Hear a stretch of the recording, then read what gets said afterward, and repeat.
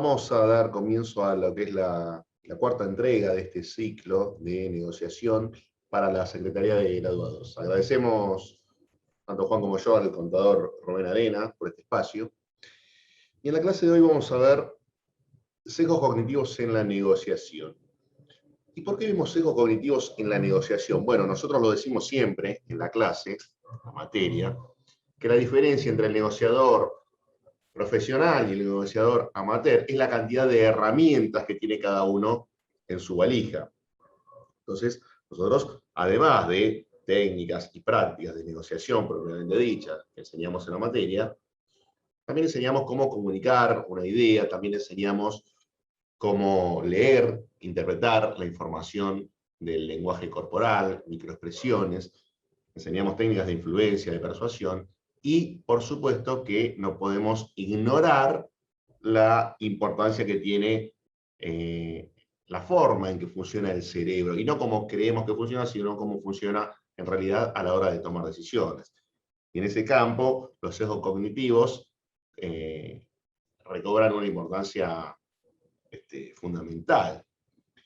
¿Y qué son los sesgos cognitivos? Bueno, en el año 2002, un psicólogo llamado Daniel Kahneman gana el Premio Nobel de Economía siendo psicólogo. Daniel Kahneman investigó durante mucho tiempo lo que hoy se conoce la teoría económica de conductual o economía del comportamiento. Después, en el año 2017, Richard Thaler, economista, él gana el Premio Nobel de Economía también en esta área. Y bueno, hay otros autores que han aportado al tema, como por ejemplo Dan Ariely. Dan Ariely publica un libro que se llama Predeciblemente Irracional, en donde nos dice que el cerebro muchas veces a la hora de tomar decisiones comete errores y toma decisiones irracionales, porque intervienen las emociones, intervienen los sesgos cognitivos, y lo más curioso es que Dan Ariely nos demuestra que muchas veces esas decisiones irracionales pueden ser predecibles, y por eso es que publica este libro, Predeciblemente Irracional, un libro que recomiendo mucho. Daniel Kahneman, en su libro Pensar rápido, pensar despacio, nos comparte años de investigación que junto a su colega fallecido, no llegó a recibir el premio Nobel, Amos Tversky, publican toda esta información en el libro, Pensar rápido, pensar despacio, y Kahneman nos dice básicamente que tenemos dos sistemas en el cerebro, dos sistemas de pensamiento. Un sistema 1, que es el sistema rápido, que es intuitivo, veloz, inconsciente, que no requiere esfuerzo, que funciona prácticamente como un piloto automático y que está relacionado a la emoción, se asocia a la emoción. Con el sistema 1 nosotros nos manejamos habitualmente y es el sistema que, por ejemplo, nos permite responder rápido a nuestro nombre, nuestro DNI, nuestro teléfono, reconocer un rostro familiar en una multitud, y responder cuánto es 2 más 2. Es decir, operaciones básicas, manejar un auto en una autopista vacía, operaciones básicas, rápidas. Y después tenemos el sistema 2. El sistema 2 es mucho más lento, es mucho más perezoso, no toma atajos, requiere mucho más esfuerzo para ponerlo en funcionamiento, y se asocia a la razón. Entonces, debido a que el sistema 2 lleva demasiado esfuerzo en términos de tiempo y de actividad cerebral, bueno, estamos propensos a pensar rápido, somos propensos a pensar rápido. El problema es que al pensar rápido también somos propensos al error. Asumimos ciertas cosas sin haberlas pensado, utilizando atajos. Estos atajos buscan hacernos más eficiente el proceso de toma de decisiones, porque, claro, lógicamente no podemos pasarnos la vida analizando toda la información que tenemos disponible, ¿no? Estaríamos todo el tiempo inmovilizados, solamente abocados a la tarea de pensar. Entonces, nos sirve utilizar estos atajos. Estos atajos, Dan Ariely los llama heurística. Heurística. No hay problema en manejarnos con heurísticas, siempre y cuando la información que tengamos que analizar no sea importante. El problema ocurre cuando estos dos sistemas entran en conflicto. Cuando el sistema 1 cree que se trata de información simple, básica, fácil de resolver y de responder, la toma como válida y nos devuelve una respuesta, cuando en realidad hay algunos problemas o situaciones que requieren del esfuerzo que implica poner en acción el sistema 2, para evitar caer en sesgos cognitivos, ¿sí? El problema de estas heurísticas, de estos atajos, es cuando son víctimas de sesgos cognitivos. El sesgo cognitivo es una desviación o distorsión del proceso mental correcto que nos lleva o que nos puede llevar a juicios imprecisos o a distorsiones de la realidad. Muchas veces contrarias a la lógica. ¿De acuerdo? Entonces, mantener la vigilia del sistema 2 es muy aburrido y además requiere mucho esfuerzo. Pero bueno, el esfuerzo vale la pena si queremos reducir la cantidad de análisis erróneo. Entonces, ¿cuándo usamos el sistema 2? Cuando la probabilidad o el costo de errar sean altos. ¿Sí? Acuérdense que el sistema 1 nos lleva a juicios precipitados y muchas veces decisiones erróneas. Entonces, ¿por qué un negociador quiere aprender de estos sesgos? Bueno, para evitar ser manipulado o influenciado. Y además, nosotros recomendamos a todos los seres humanos, sean negociadores o no, igual ya dijimos que todos somos negociadores en mayor o menor medida, y recomendamos estar libres de estos sesgos cognitivos. La verdad que es muy difícil encontrar a alguien que esté libre de todo sesgo cognitivo, pero la idea es al menos hacer un esfuerzo para tratar de tener la menor cantidad de sesgos cognitivos posibles. Bien. Daniel Kahneman dice que una síntesis de lo que puede ser el funcionamiento de los sesgos es que nosotros creemos que toda la información que hay es la que nosotros podemos ver. Entonces, el cerebro toma información incompleta, pero que es coherente. Entonces, si es coherente, el cerebro la toma como válida, aunque no sea de calidad, aunque sea insuficiente, y entonces nos devuelve una respuesta. Habíamos dicho que el problema está cuando el cerebro toma un problema como fácil, como simple, y en realidad es capaz un problema que requiere un mayor análisis. Y Daniel Kahneman nos ofrece algunos ejemplos, esta ilusión ya conocida de Müller, que por supuesto que la habremos visto a esta altura de nuestras carreras universitarias, de nuestra vida universitaria, la habremos visto varias veces, ¿no? Lógicamente ya sabemos que las dos líneas horizontales miden lo mismo, pero sin embargo el cerebro se resiste a este análisis y al menos, no sé a ustedes, pero a mí la primera vez que lo vi en un libro, como muchos de ustedes seguramente, si son iguales que la mayoría de los seres humanos, tuve que medirlas, porque no me creía que fueran iguales, ¿sí? Sin embargo, son iguales. Y bueno, como esta hay muchísimas ilusiones, las podemos encontrar por internet, muchísimas, ¿no? Bueno, en este caso, los dos círculos grises tienen el mismo tamaño, por más que el de la derecha parezca un poco más grande. Y Daniel Kahneman nos ofrece el siguiente problema. Tenemos un bate de béisbol y una pelota de béisbol cuyo valor total es de $1.10. Kahneman nos pregunta, ¿cuánto vale la pelota? Si el bate vale $1 más que la pelota. ¿Se entiende? Si el bate vale $1 más que la pelota, ¿cuánto vale la pelota? Bueno, automáticamente en el aire nosotros tenemos la tentación de decir es una pavada, 10 centavos vale la pelota. Sin embargo, si frenamos la jugada, dejamos lugar al sistema 1, ponemos en pausa al sistema 1 y le damos lugar al sistema 2 y analizamos los datos, llegamos a la conclusión que la pelota no puede costar 10 centavos porque entonces el bate costaría $1 más, es decir, $1.10, el total sería $1.20, de modo tal que la pelota tiene que costar 5 centavos para que el bate cueste $1.05. Bueno, este es un ejemplo práctico de cómo el sistema 1 es engañado y cree que respondió correctamente o que analizó correctamente los datos y sin embargo incurrió en un sesgo cognitivo. La idea de la charla de hoy, por supuesto que no vamos a poder verlos todos porque son muchos sesgos. Los psicólogos han encontrado aproximadamente 200 sesgos. Muchos de ellos son parecidos o son el mismo con distinto nombre.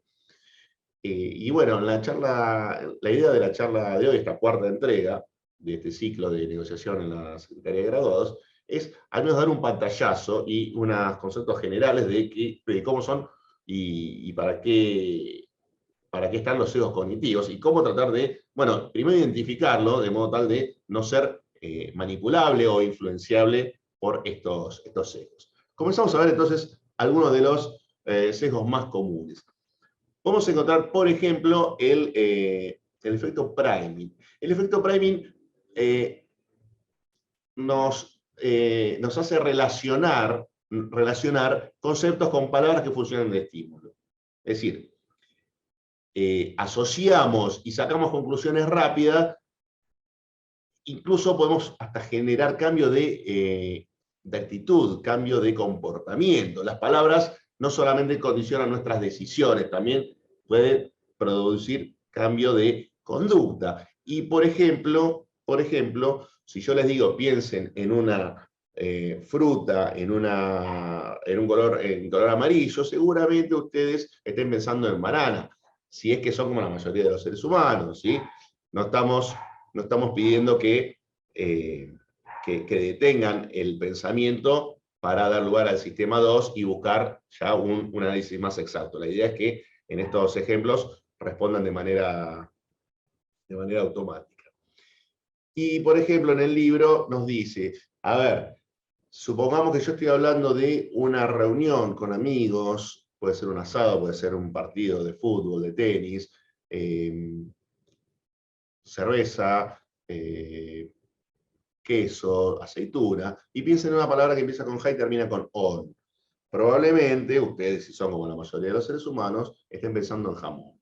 Ahora, si yo les pido que borren todo lo que dijimos recién, que lo eliminen de su cerebro y de su recuerdo, les digo que piensen en una bañera, en una ducha, en shampoo, en una esponja, y que piensen en una palabra que empieza con ja y termina con on, seguramente piensen en jabón.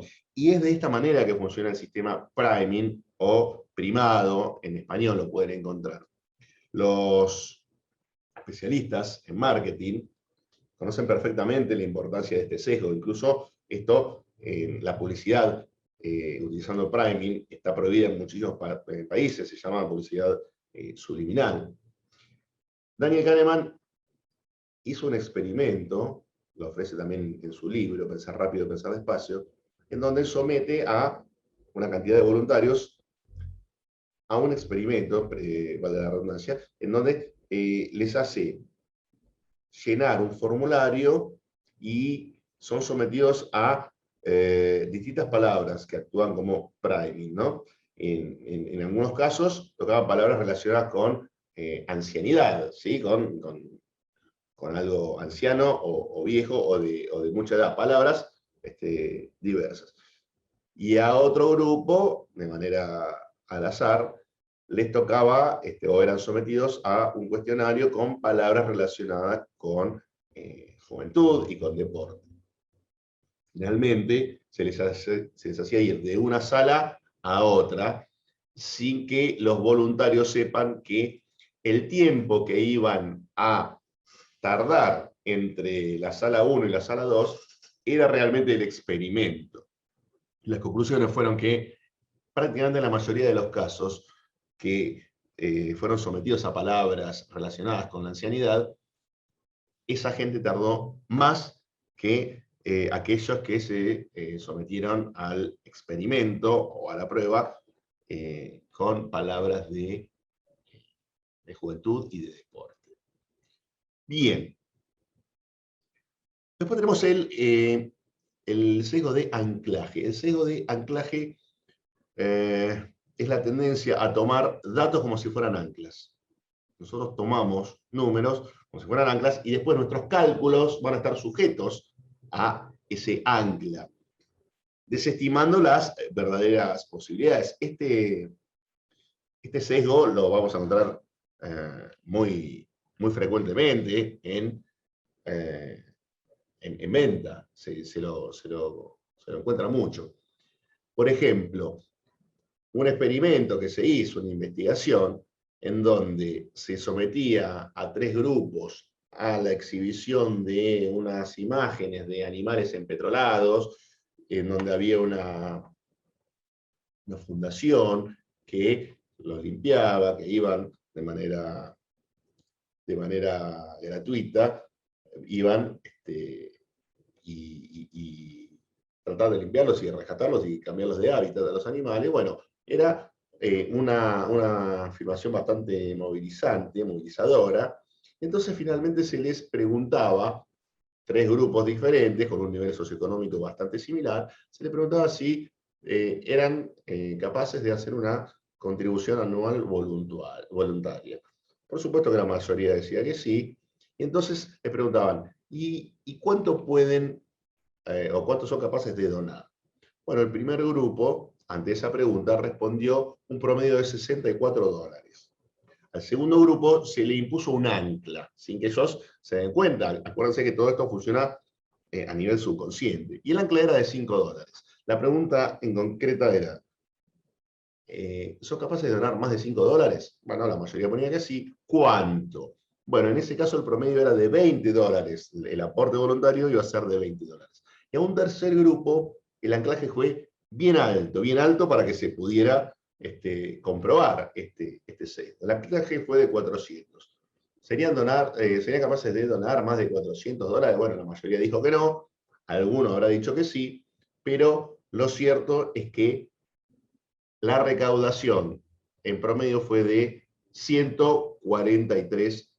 Entonces fíjense que cuando no había ningún ancla, cuando eran libres, elegían 64. Cuando había un ancla de $5, el promedio era 20, y cuando había un ancla de 400, el promedio era de 400. Entonces fíjense cómo los números actúan como si fueran anclas. Entonces, bueno, los cálculos van a estar muy cerca de esas anclas. Acuérdense que esto actúa a nivel subliminal. Entonces, estemos atentos cuando estemos sometidos a este sesgo o cuando nos anclen muy lejos de nuestro objetivo. Daniel Kahneman aconseja que si vamos a hacer un regateo, una negociación, y nos anclan muy lejos, nosotros no respondamos con un contraanclaje muy cerca, ¿sí? Porque esto va a producir un desgaste en términos de tiempo y de actividad cerebral. Entonces,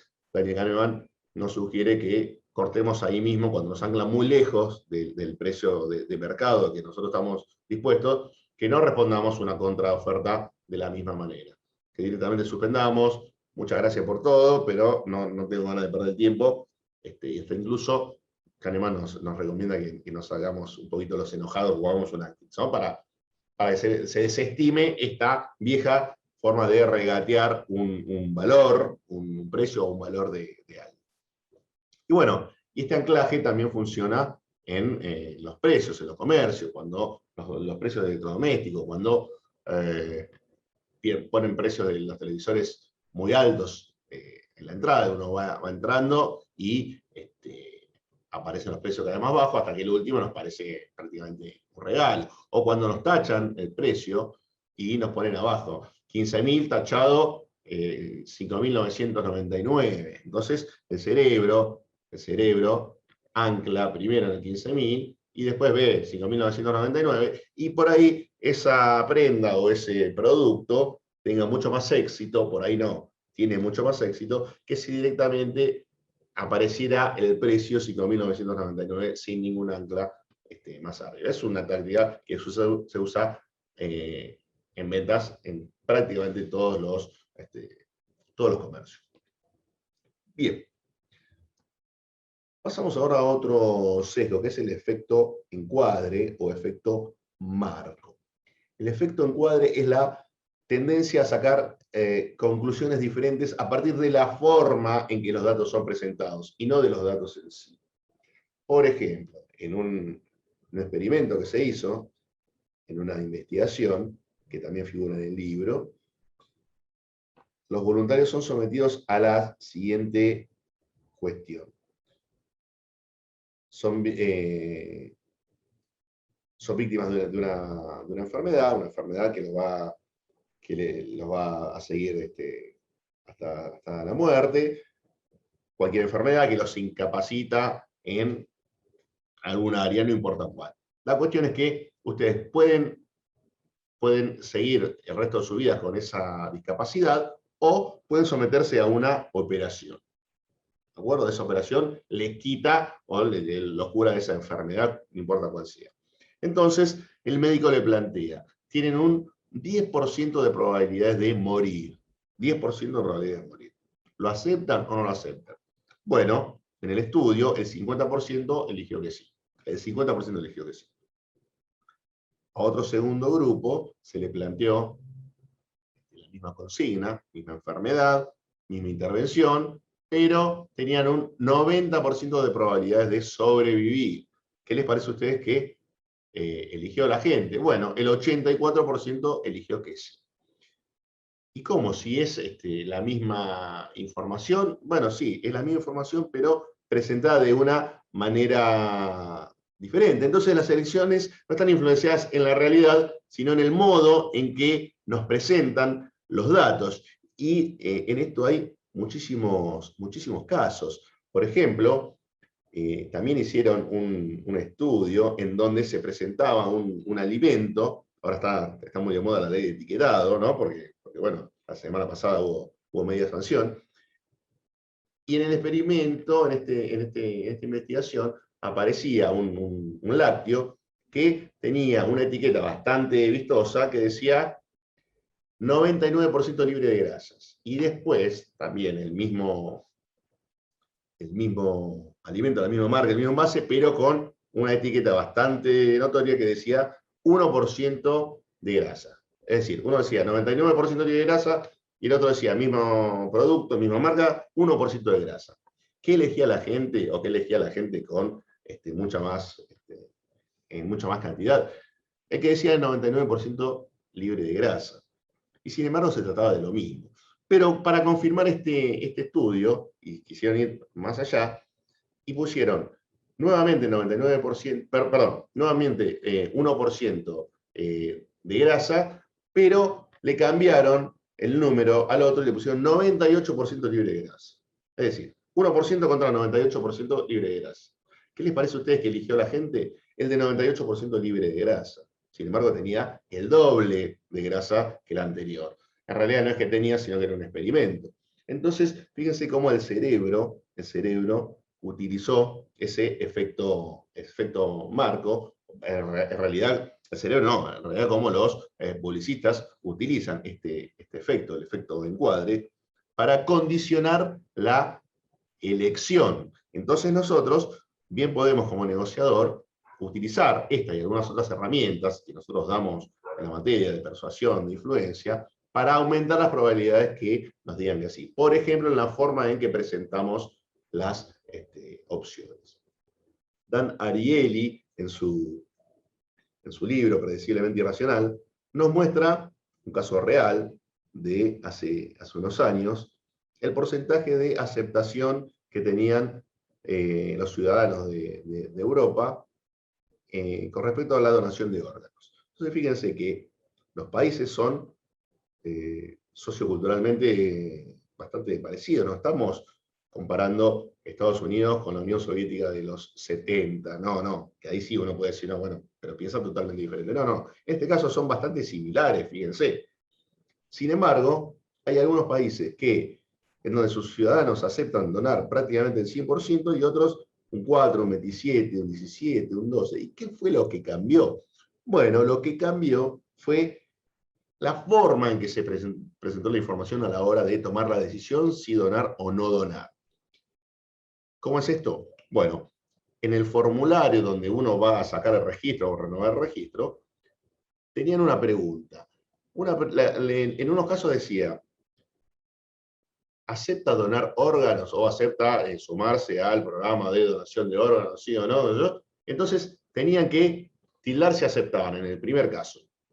Y en el segundo caso, la consigna era, marque si no está de acuerdo en sumarse al programa de donación de órganos. Es decir, la información era prácticamente la misma, la decisión que uno tenía que tomar era exactamente la misma, pero presentada de manera diferente. Eso hacía que, fíjense, la decisión sea absolutamente inducida. ¿Sí? Y pasando a otro sesgo, pero que también se relaciona, o mejor dicho, se lo puede combinar para aumentar las probabilidades de éxito, podemos hablar del efecto señuelo.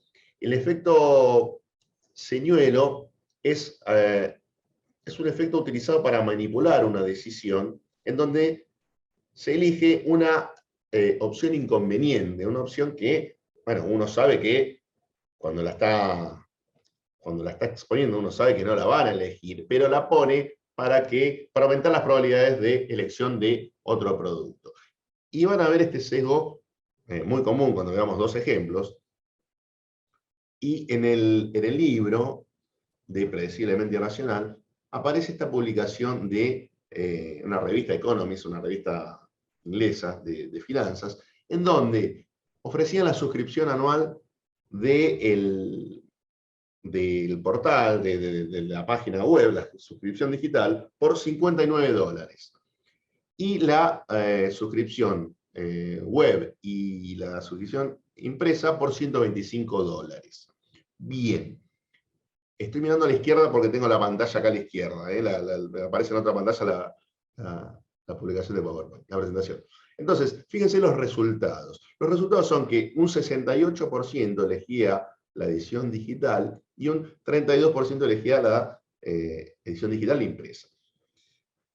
Ustedes saben que el mayor ingreso de los diarios es por publicidad, y por publicidad impresa. No sé si esto va a seguir siendo así en el futuro, porque no sé si en el futuro van a existir muchas publicaciones impresas, tanto de diario como revista, pero bueno, hasta ese momento todavía era así. Y entonces, fíjense lo que ocurre al año siguiente. Este es un caso real. Al año siguiente aparece una oferta bastante parecida, en donde nos ofrece la edición digital por $59, la edición impresa solamente $125, y la edición impresa y digital $125.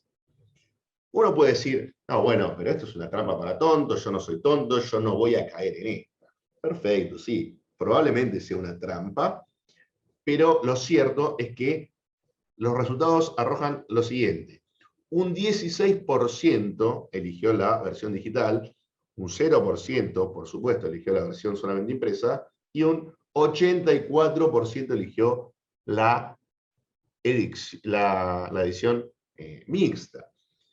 Y nunca vamos a saber si esto fue una genialidad de un genio de marketing o fue un error de alguien que tenía que tipear 135 o 145 y se equivocó. Nunca lo vamos a ver, pero los resultados arrojaron estos números.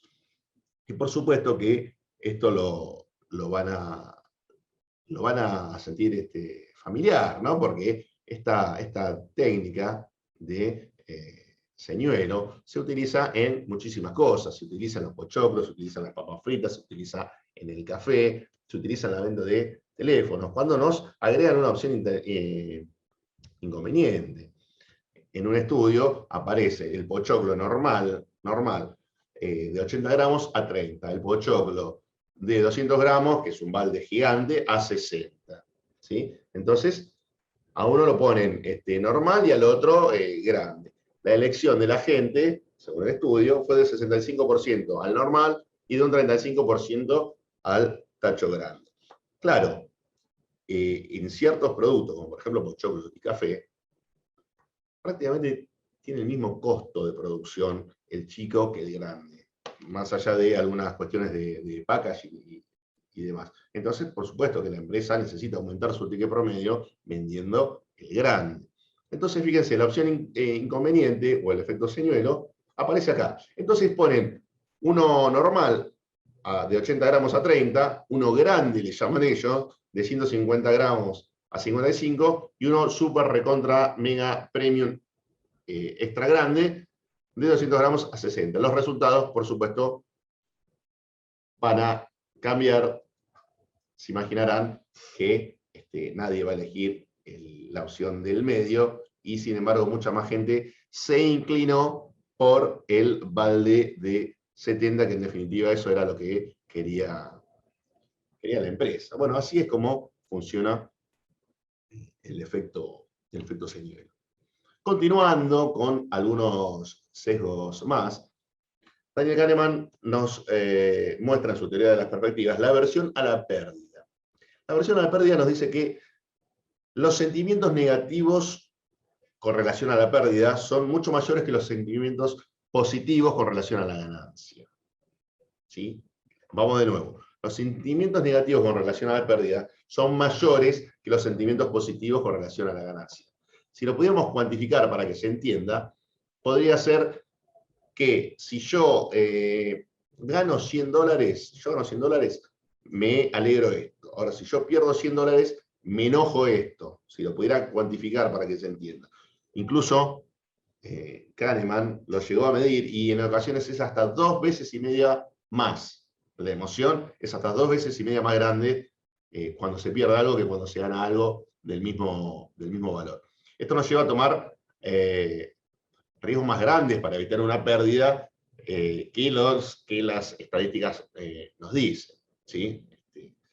El cerebro sufre de aversión a la pérdida. Entonces, estemos atentos cuando nos hablen en términos de pérdida, porque es probable que estemos siendo manipulados por este deseo irracional que tiene nuestro cerebro hacia la pérdida. ¿De acuerdo? Bien. Otro sesgo que vemos nosotros en la clase, vemos muchos, yo como les comenté, vamos a hacer una pasada por algunos nada más. El sesgo de disponibilidad.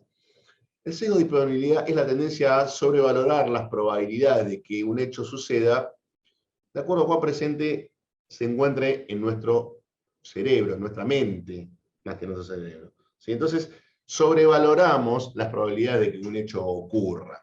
Nos pasa cuando en nuestra familia o en nuestro entorno hay una enfermedad determinada que no es tan común, que nosotros creemos que es más común de lo que es porque lo tenemos más disponible.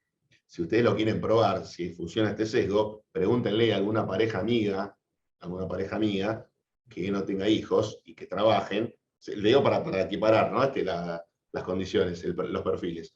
Pregúntenle cuánto hace cada uno en cuanto al hogar, en cuanto a los quehaceres del hogar, cuánto creen, qué porcentaje cree que hace cada uno, y seguramente los dos le van a contestar arriba del 65 o 70%, cuando no hay tal cosa como el 140%, pero claro, el cerebro le da una sobrevaloración a las cosas que tiene en la mente. Y bueno, y en el libro cita algunos ejemplos.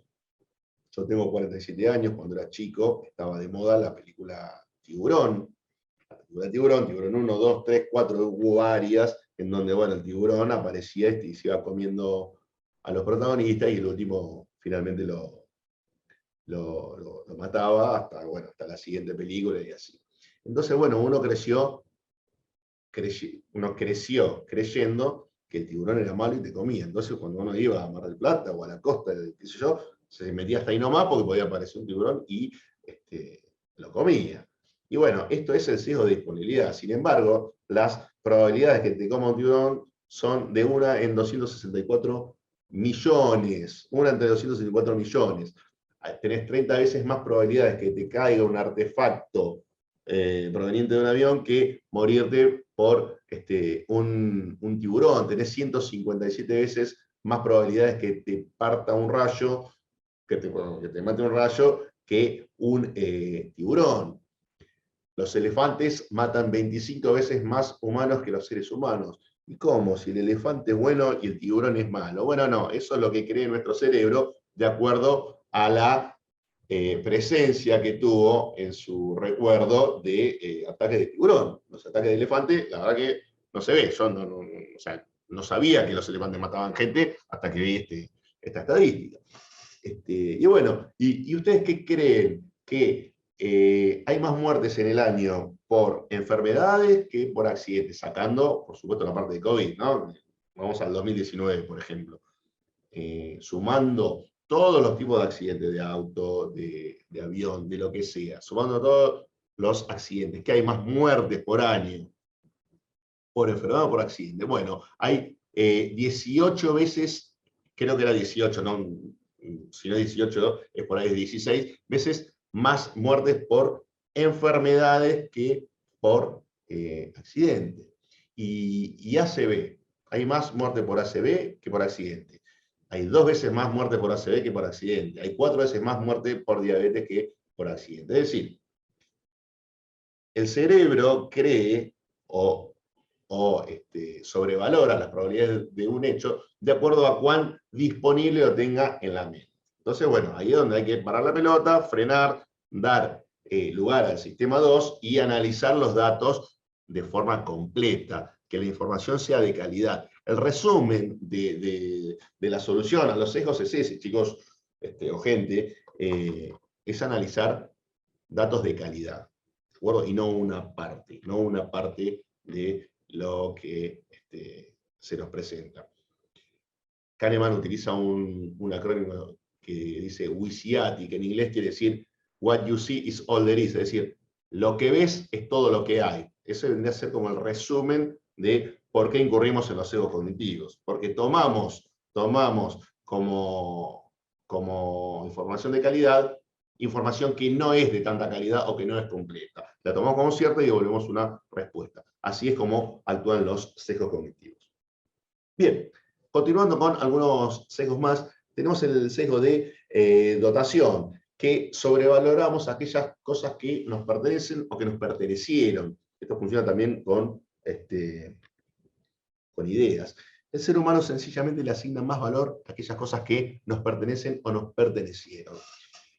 Richard Taylor, premio Nobel, economista premio Nobel de Economía de 2017, nos dice que el precio de una posesión nos parece más alto de lo que estaríamos dispuestos a pagar por esa misma posesión, por adquirirla. Entonces, bueno, nosotros en una negociación estemos atentos a este sesgo de dotación y no le concedamos más valor a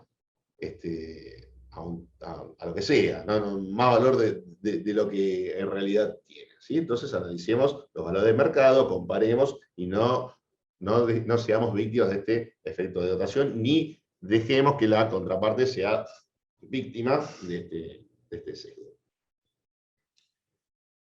Tenemos también el sesgo de percepción selectiva.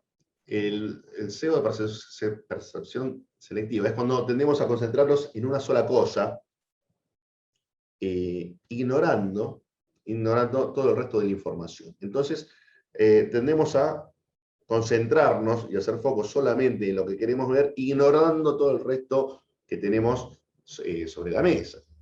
Y en cuanto a esto hay un test que se hizo muy famoso, que después se convirtió en libro, que es el test del gorila invisible.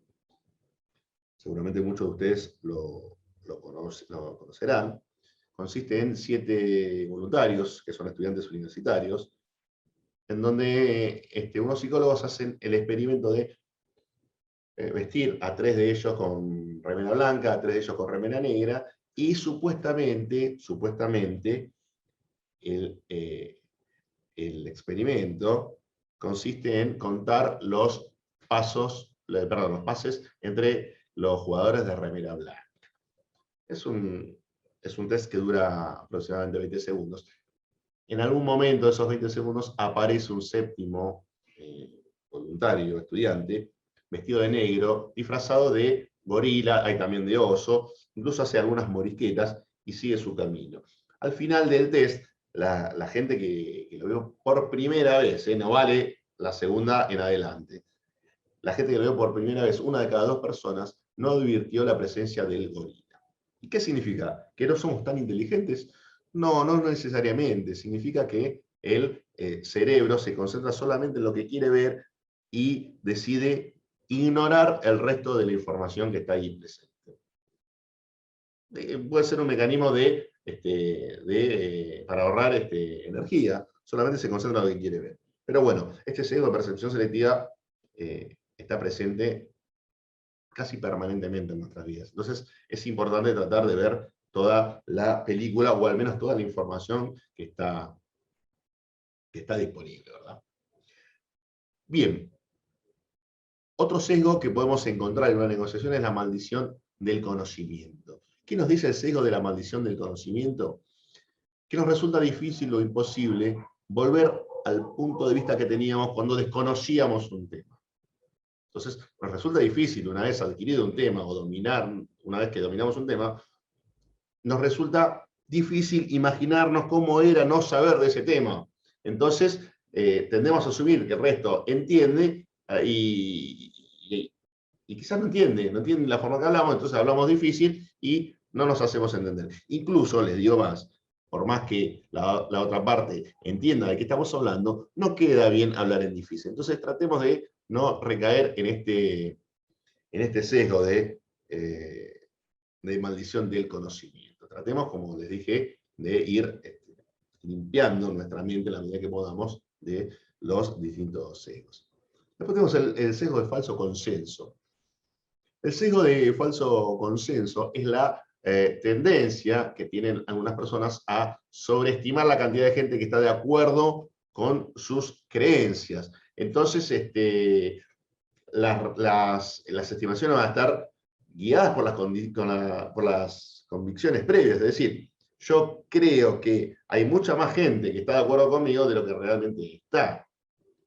Entonces, eso se puede mezclar con el sesgo de confirmación. ¿Qué hace el sesgo de confirmación? El sesgo de confirmación tiende a buscar evidencias u opiniones que confirmen mis creencias previas, o las creencias previas de que padece ese sesgo de confirmación, ignorando todo el resto de información que se encuentra disponible. Entonces, hay que tratar de librarse del sesgo de confirmación. Si usted pudiera elegir un sesgo para librarse, uno solo, que sea el de confirmación. Entonces, uno, si está libre de este sesgo y tiene la mente abierta, está permeable a que aparezca información que contradiga nuestras creencias y no tiene ningún problema con eso. ¿De acuerdo? Así que este sesgo de falso consenso nos lleva a decir, por ejemplo, que a todo el mundo le gustó o a nadie le gustó. Bueno, pará, ¿qué es todo el mundo? ¿Qué es nadie? ¿Cuál es la muestra que vos estás tomando? ¿Cuál es la pequeña muestra que vos estás tomando y asumís que es un consenso multitudinario? Entonces, atención con ese sesgo. Bien. Y después tenemos, como para ir cerrando, lo que es un pantallazo, el sesgo de correlación ilusoria. El sesgo de correlación ilusoria es cuando le adjudicamos alguna relación o alguna sensación a dos sucesos que sencillamente no la tienen. ¿De acuerdo?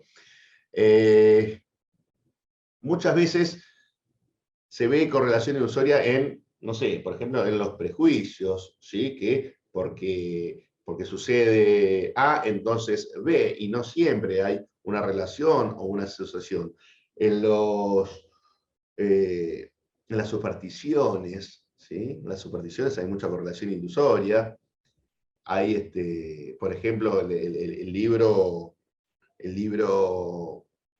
nos nombra los placebos, que hay unos anestésicos que son placebos, que cuando son caros la gente tendía a creer que le curaba más el dolor de cabeza que cuando eran más baratos. En los dos casos se trataba de placebo, porque hay una correlación ilusoria en donde lo caro tiene que ser necesariamente bueno, cuando no siempre es así. A veces sí y a veces no. A veces las relaciones se dan por otras causas, ¿de acuerdo? O los hechos se dan por otras causas y no dado el suceso 1.